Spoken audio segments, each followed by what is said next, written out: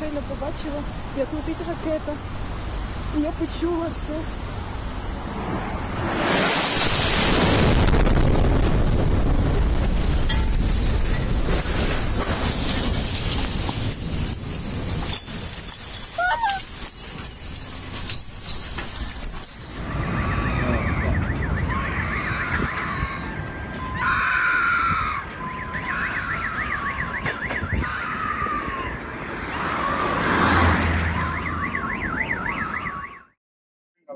This was General Flynn's tweet that this is not good, that the president was not told about, allegedly, reportedly, that about the attempt to assassinate Vladimir Putin. What do you say to that?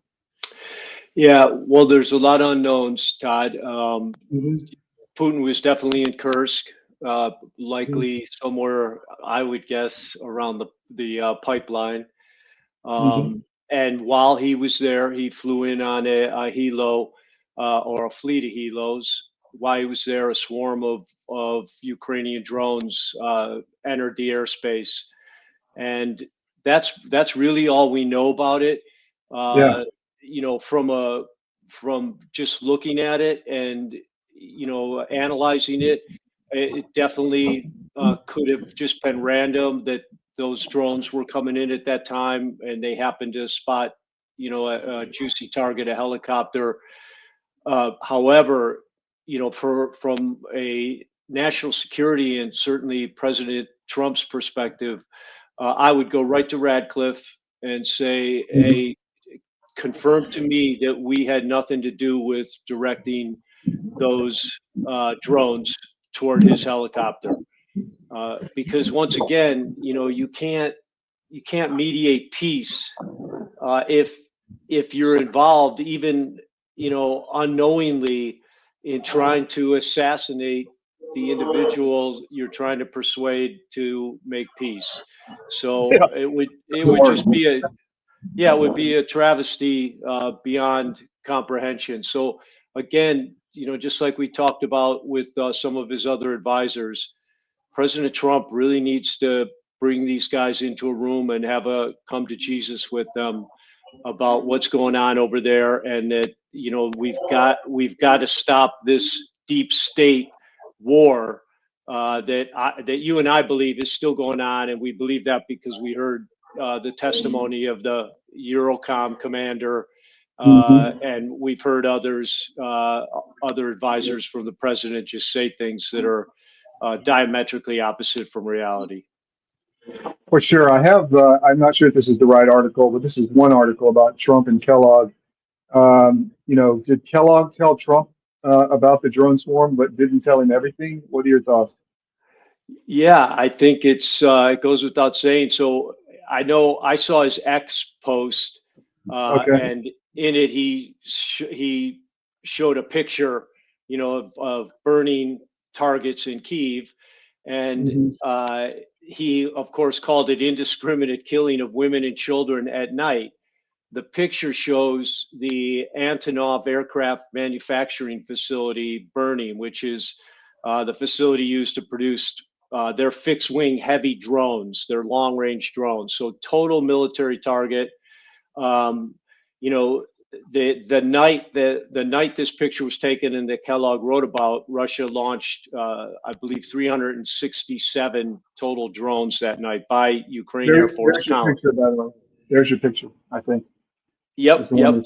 And they used all air defenses against them. But in that night, there were only 12 reported losses of civilians, which is tragic anytime any civilian dies.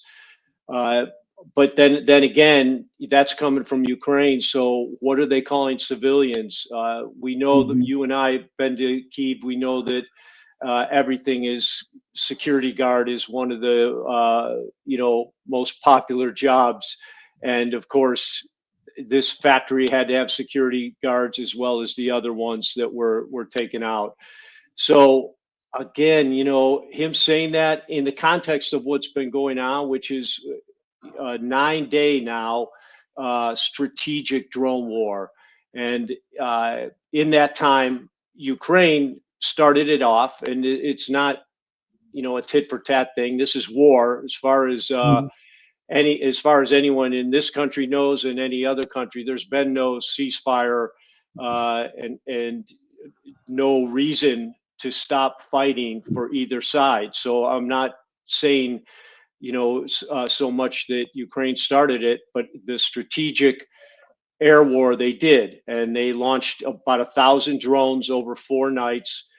Russia responded with about 100, and then on the 5th night, Russia started its massive strategic retaliation.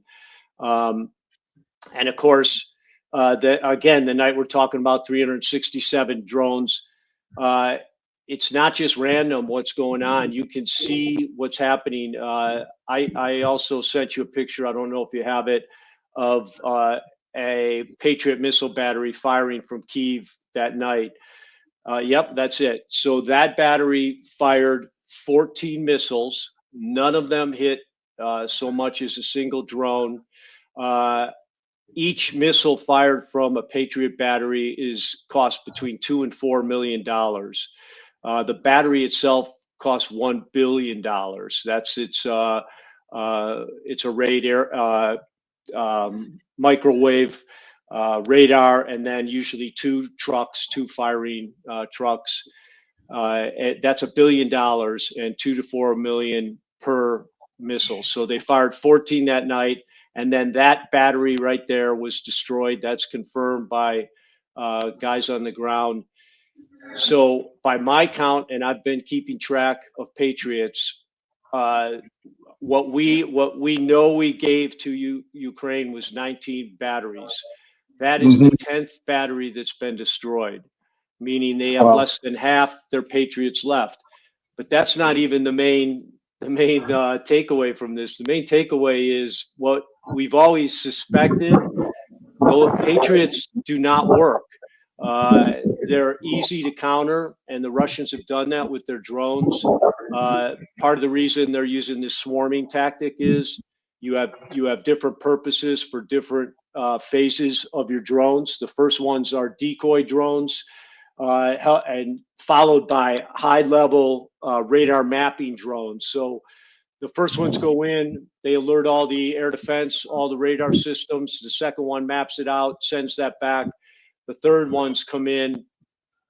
They've now repurposed even their cruise missiles or Iskanders so that they do loops in the air and throw off the ability of the Patriot or other radar systems to calculate the trajectory of that round. And so they've defeated the Patriot missile system and the radar systems in this short period of time. But with with 9 left, Kyiv is close to being naked, have no protection, air defense protection. And I want to point out one other thing. We remember Zelensky actually went on camera about 3 weeks ago saying, what I need is Patriot missiles. I need more Patriot missiles. And he threw out a number, I think $50 billion to arm them. And, you have to wonder now, these things have not at one time during this war or any other war shown that they work. So why would he ask for more Patriots unless this is another example of how deeply embedded the military industrial complex is in every part of this war? It would not surprise me at all if a lobbyist said to Zelensky, hey, you need to say out loud in a press conference, you need more of these missiles. And so they can buy more and somebody makes more money, right? Yep. And it's horrible what we're doing because, again, this strategic drone war is exposing the same thing the ground war is. The EU and the Biden administration, U.S. government, have put the Ukrainians in a horrible position. They don't have enough to have any chance of winning, and even if they had enough, they wouldn't. But we've just use like a drip effect of giving them weapons. They don't have enough air defense right now, and they don't have enough drones. And Russia, their heavy drones, which are modeled after the Iranian drone that Yeah. that was captured when during the Obama administration. They allowed that drone to drop, and he would not destroy it. It dropped actually in Baluchistan, and he would not destroy it. And they went to town off that. That's what all these long range drones are based off of. So Russia 1 year ago was making 30 of those a day. Today, they're making 100 a day, and they've scaled up their manufacturing facilities. So they're well on their way to making 500 of these a day. And so imagine that output. That's U.S. World War II like manufacturing output. But now imagine what you can do with that. If you could make 500 heavy long range drones a day, or let's just go back to the number they're doing right now, 100 a day, then every 5 days you can launch 500 drones. And given the lack of air defense that Kyiv has in the rest of the country, it's again a fait accompli for the Ukrainians. You just cannot match the industrial output potential of Russia. We recommend you take this moment to do what we're about to do, which is enjoy an Alp.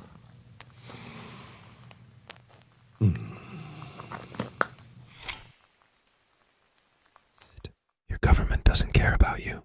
That's why you need a medical emergency kit. It contains life-saving medications like ivermectin, Z-Pak, and antibiotics. Stock them before they block them. And, the final thing I'll say about that is that's not new either. And that's why this whole thing is so senseless. You can't have a country with almost no military industrial complex. They do have a little bit left, but nothing right now that they can repurpose. They certainly can't build massive factories and think they're going to survive to up any kind of self-sufficient military industrial complex. So they have no ability to win unless the rest of the world pumps in this steady stream of weapons and ammunition, which is also proven not only to not happen in the past, but it will not happen in the future. Everyone's out of ammo.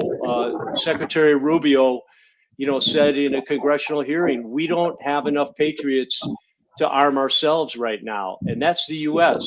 So the U.S. military-industrial complex can't produce enough missiles just for the U.S. right now, much less for Ukraine. And those are the long-range Shahed drones. This is a picture of a Russian plant producing, like you said, 100 a day. Yeah, so it's just logic-based, and that bringing it back full circle to Kellogg. It's shameful, and President Trump should be, in my opinion, beside himself with anger. His comments about is Putin crazy dent his credibility internationally. Definitely, I think, dent it with Lavrov and Putin, who have said the same thing, been consistent the whole time, been very logical. And like I said, Trump should be very angry with these advisors who keep feeding him just total rubbish that has no basis in fact and is easily proven to be propaganda or completely made up. I have another video you sent me of, I guess, a Russian guy taking out a drone with a machine gun. Is that correct? Yeah, please show that.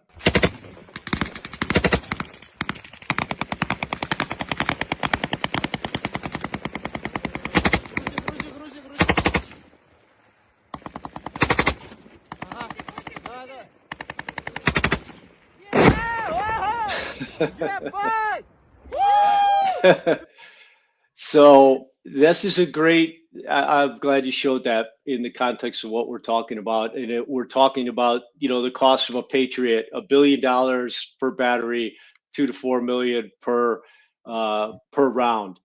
So right now, the best way to take out a drone that's on its final target run is a good machine gun with tracer ammunition and a thermal sight. And what the Russians figured out and what they're doing to down all these drones. So that night that Russia fired 365, Ukraine fired like 330 or something, almost the exact same number. And Ukraine is firing them in a corridor that basically its width is the width of the greater Moscow metropolitan area.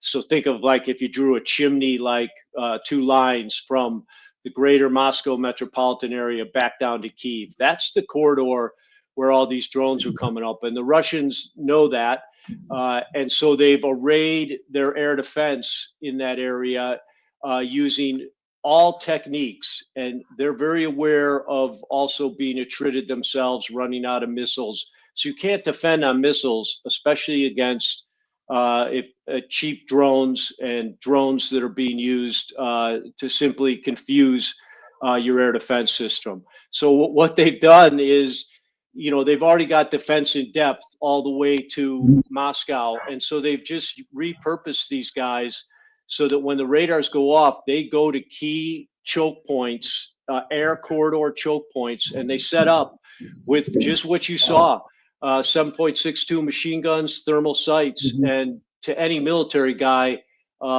that's like playing a video game. There's nothing we'd rather do than knock down a drone with a machine gun and thermal sights.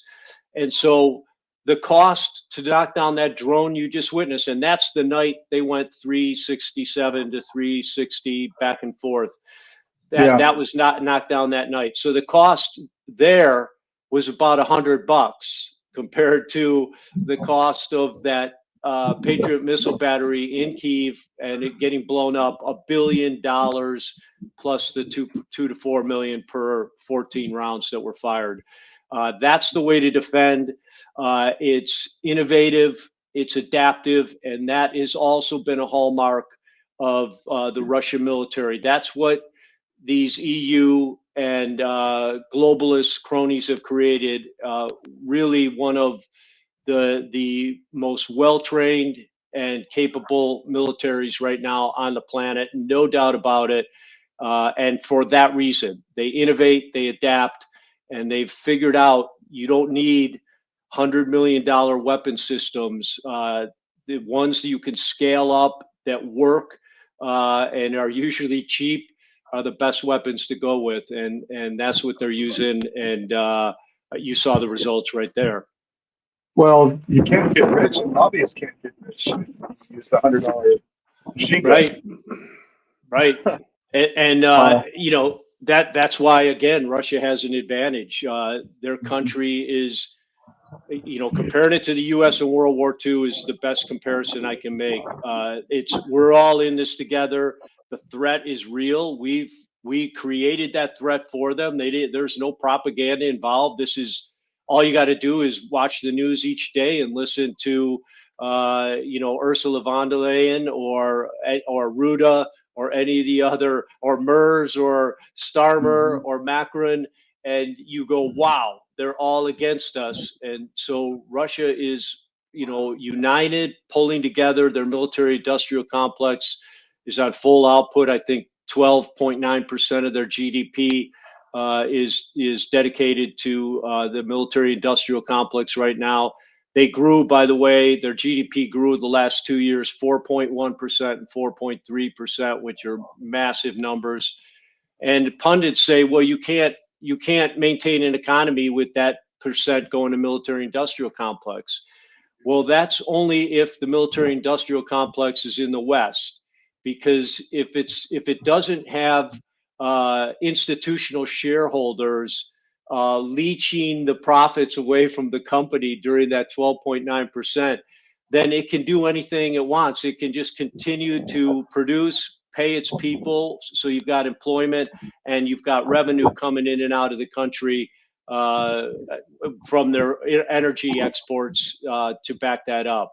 So Well, they can that's go what you're on. seeing right now is a shift in military spending also. And that's why the Chinese or the Pakistani Indian conflict was so important, because it showed, at least it was reported to show, the Rafales from France did not do so well against the Chinese fighters. So everybody's jockeying to get customers globally, right? They are, and maybe we'll play it next time. Putin, just this last week, did one of his press conferences to his own people, so I call it a press conference.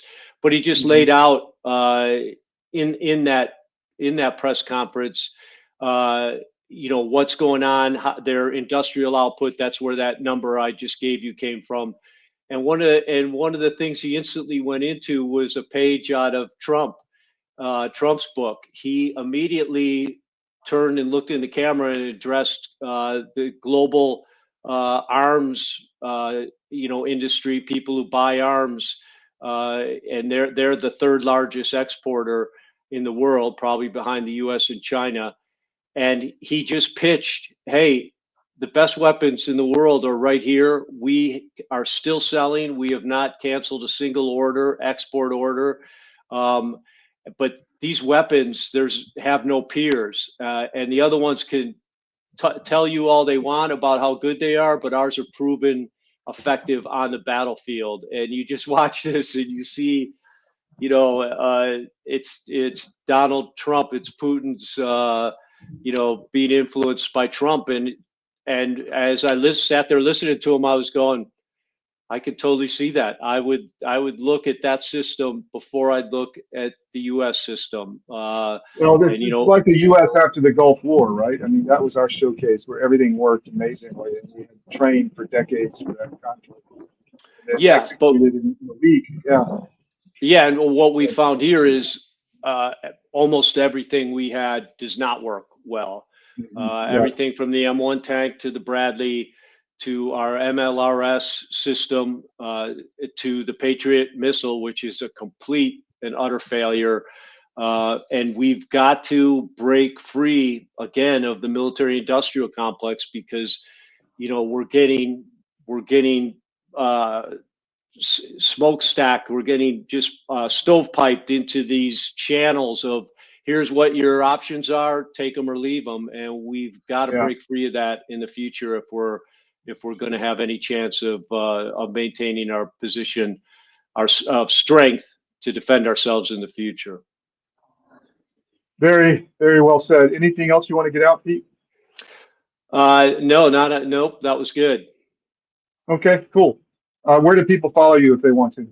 My Substack, for anything on Ukraine, I publish everything. I publish these videos on my Substack, peteblaber.substack.com, and then there's peteblaber.com. You can find out about my books and some of the videos of combat operations that I've written about are online in there to watch and to peruse. Excellent. Well, see you next week, Tuesday at 11. I won't be traveling that day, so we'll see you then. Yep, it was great. Where are you at anyway? Good old Miami, home base. Yeah, looks good. So, okay. All right, Great, take care. Todd. Yep. See you next. Bye-bye.